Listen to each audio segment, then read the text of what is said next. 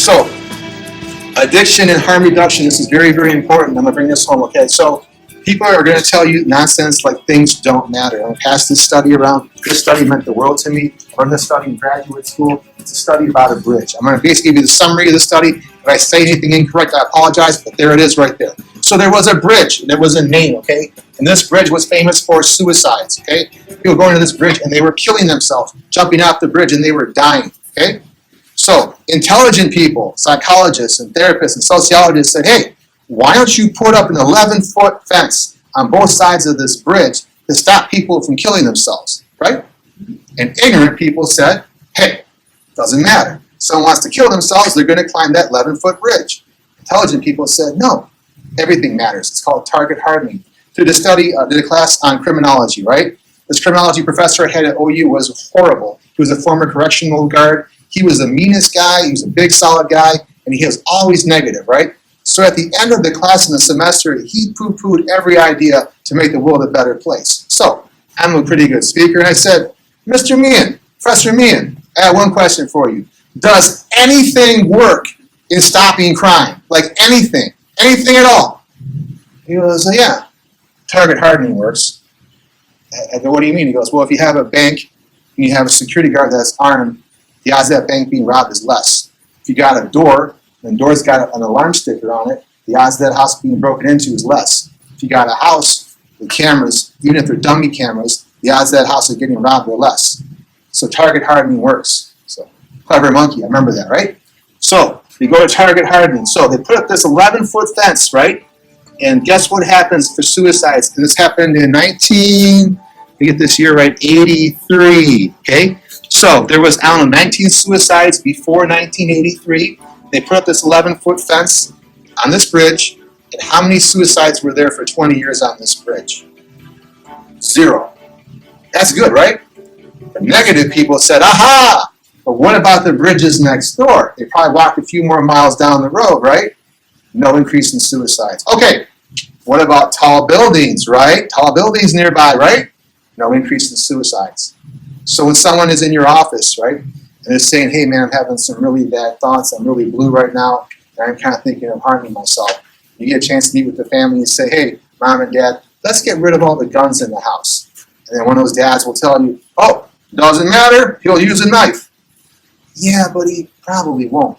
Because the study came out just recently, is that states that have the most access to guns have higher suicide rates. The easier it is to kill yourself, the more likely you are to do it because there's an issue of the impulsivity, right? Our job is to make killing yourself that much harder. Our job is you getting high that much more difficult. When I do an intervention on a guy, we always get his cell phone. So while he's in rehab, we have his cell phone. And what do we do with cell phone?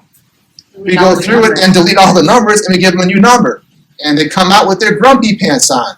They say, oh, how can you do this to me? And they say it's to mom and dad. I'll find drugs anyway. And I go, I know you will, but it's going to be a little bit harder, right? I feel good. See, our job is to make getting high as difficult as possible and our staying sober as easy as possible. And when you have a client that's potentially suicidal, our job is to make his suicide attempts and abilities to commit suicide that much more difficult. Is that making sense? The thing about the remarkable nature of this study is that for 20 years there was no suicides from that bridge. In the corresponding areas, there was no increase as well. Because some people that really were blue and they were thinking about that walked up to that fence and said, you know what, not today. Yeah, it bought them some time. Same with marijuana. Hey, don't smoke pot right now. Don't say no, not yet. Let's buy some time with people. Is that helpful?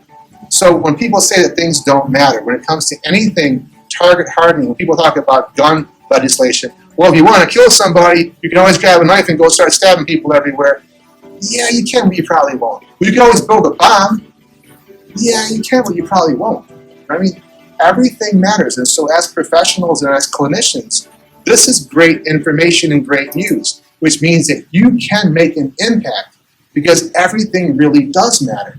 And anything else that you're told is bullshit. It's a myth. And so even the effect of a professional, every person that I meet with that has a drug or alcohol problem, I tell them they're going to get sober, okay? And one person said, you can't tell them that because you don't know that for sure. And I said, yeah, but guess what? Hope springs eternal. And my job is to provide hope. And there is always hope. I'm not going to tell a person they're not going to make it. Every person that I meet with, I'm telling them, you're going to get sober. And the parents begin saying, oh my God, it's not working. I say, you know what? We never lose to addiction. Some of the games going in double or triple overtime, we never lose to addiction. I told one client he was in really, really bad shape and he was acting out in front of his mother. I said, let me tell you something. If you die of a drug overdose, I will chase you down to hell and I'll get you sober there. So you might as well do it here while you're alive. They're looking at me, I'll get your point, man. See, we don't lose to addiction. You got to have that emphasis because what you do as a professional creates a prophecy on that person. If you tell them they're not going to make it, they're not going to make it. If you study motivational interviewing therapy, one of the things that was shown, they went to a treatment center and they had this ruse. It was a psychological ruse. They said, okay, we have a special computer software program that determines who stays sober and who doesn't. So they ran everyone's name that came into rehab into this computer program. It wasn't a computer program. They had pile A and they had pile B, completely arbitrary. But every therapist and every person that worked in the treatment center knew who was in pile A was going to make it, who was in pile B was going to make it. And guess what happened 1 year later? Who had the highest odds of making it? Pile A. Based on a self-fulfilling prophecy of the therapist, their expectations of that person. Because directly, indirectly, overtly, intrinsically, they put this message into their client, you're going to make it. You're going to be able to do this. And then subconsciously, the ones that were in pile B, yeah, it's going to be a long and rough road for you. You know, I'm not sure how you're going to do when you leave here. You have the power of prophecy as a professional, and you must use your powers for good. If you can't say anything nice, Classic 101, don't say nothing at all, right? Or say, not yet. Is that fair? So, addiction, we need help. We get that. Last thing I want to do is hand this out. Then we're going to do questions really fast. Is that make time? Is that cool? All right, good. So, stages of change. Most important thing, how do people change, right? So this is very, very important. Guess what? Change. Tony Robbins actually has some good material. You have a client that comes to see you, and the client wants life coaching. The client says to you, I want to be really rich. And you say, what does that even mean? I don't know. I want to be really, really rich. No. Give me a number. Well, I want to be worth $500,000. Okay, good. By what age? By age 40. Now we have a goal to attain, right? I want to lose weight. How much you want to lose? I don't know. When do you want to lose it? I don't know. How do you want to lose it? I don't know.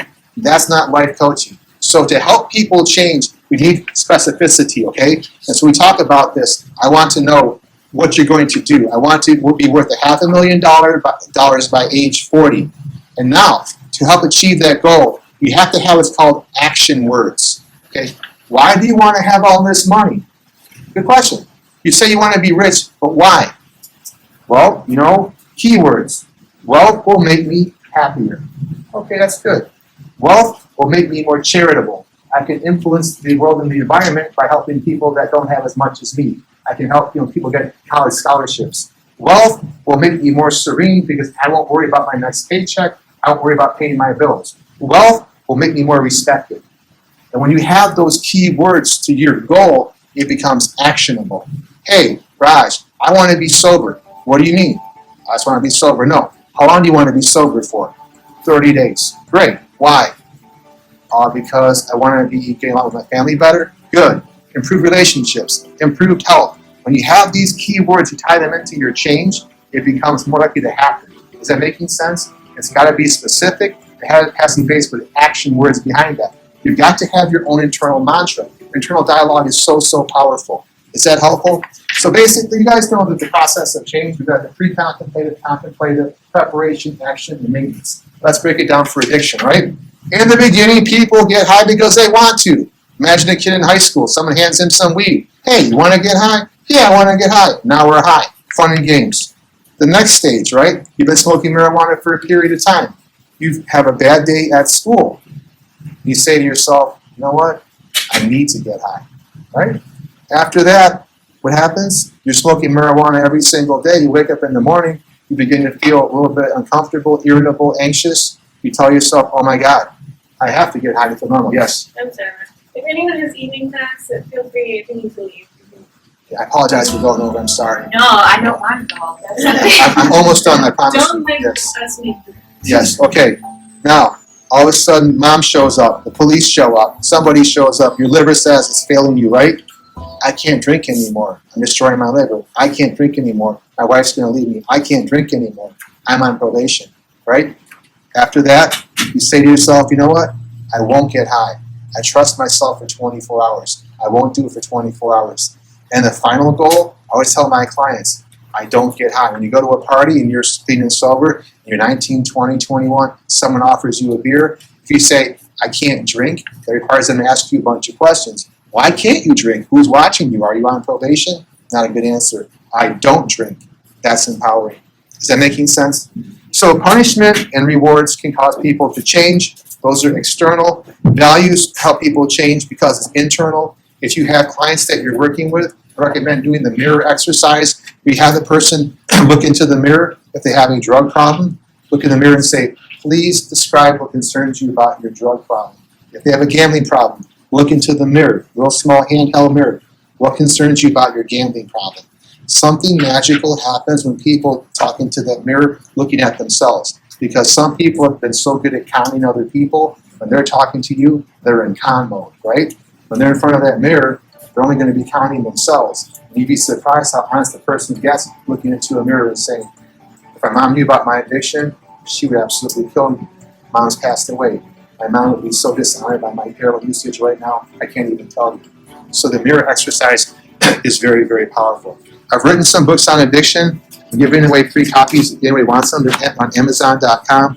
It's How to Stop Using Drugs or Alcohol. These copies up here are free for anybody that wants them. I also have my dead packets, people that are very famous that died from abusing drugs and alcohol. We got Tom Petty on here. I had to add Mac Miller to it. There's a guy who was the lead singer of We Came as Romans, a very famous band around here. He also died of an overdose as well. I know his family. It's heartbreaking.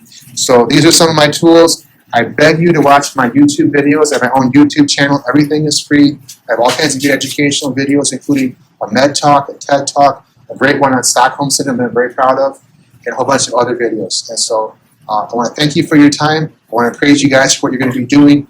You guys are going to be healers. You're part of the light. And go out there and heal and help people. And it's all good karma. And it's an honor to be here and spend time with you guys. Thank you.